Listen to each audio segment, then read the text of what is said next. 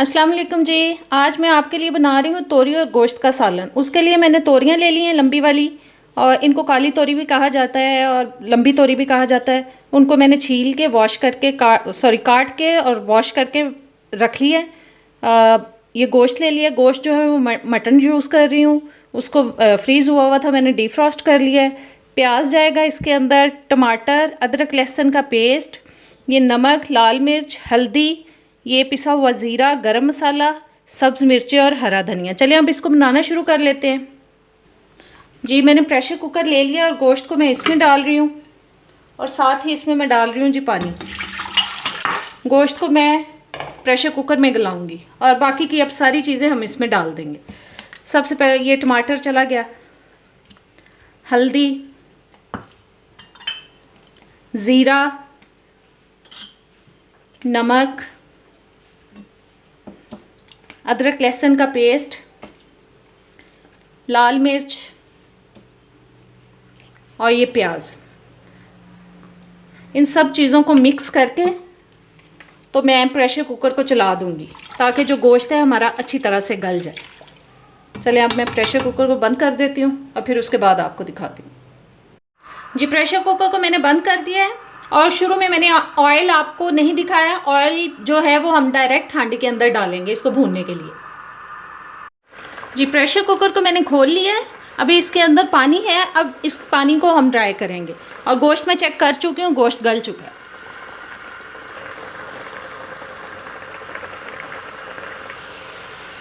जी पानी तकरीबन ड्राई हो चुका है। अब इसमें शामिल करते हैं ऑयल।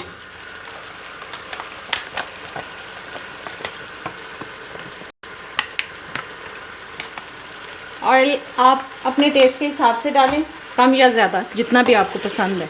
अब इस गोश्त को इसमें हम भून लेंगे अच्छी तरह से, ताकि जो मटन की एक मखसूस स्मेल होती है वो अच्छी तरह से ख़त्म हो जाए।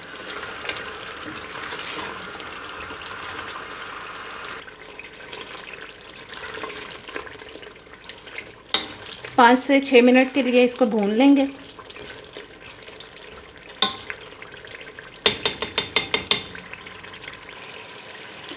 जी गोश्त अच्छी तरह से भून चुका है। अब इसके अंदर मैं शामिल कर रही हूँ इस तोरी को, तुरई को, तोरी भी कहते हैं, तुरई भी कहते हैं।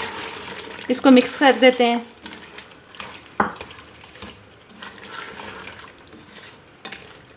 बस अब इसको मैं थोड़ी देर के लिए ढक दूंगी ताकि जो पानी है इसका सब्ज़ी का वो अच्छी तरह से निकल आए और ये अच्छी तरह से गल जाए उसी पानी में।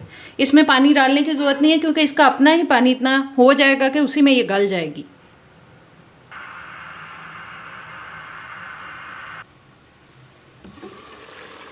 इसको चेक कर लेते हैं एक दफ़ा।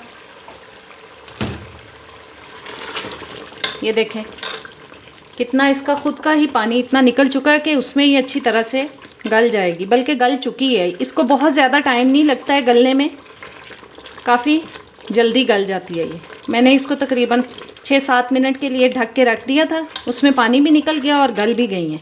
अब मैं इसके ऊपर ढक्कन नहीं दूंगी, ढक्कन उतार के अब इसको पका लेंगे ताकि जो पानी है वो ड्राई हो जाए।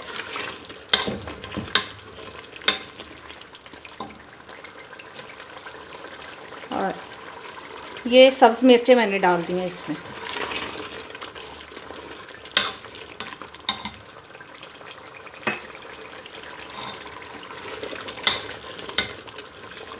थोड़ा थोड़ा ऐसे दबाते जाएंगे ताकि ये मिक्स हो जाए।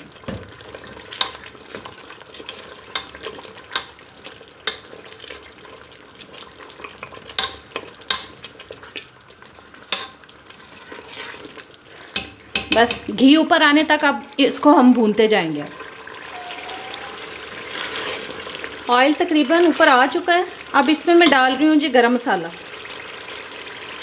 गरम मसाला डालने के बाद 1-2 मिनट इसको बस भून के इसको फिर हम इसके नीचे से आंच बंद कर देंगे। ये तकरीबन तैयार हो चुका है।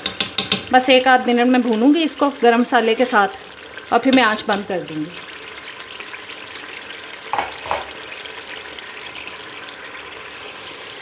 जी सालन तकरीबन तैयार हो चुका है।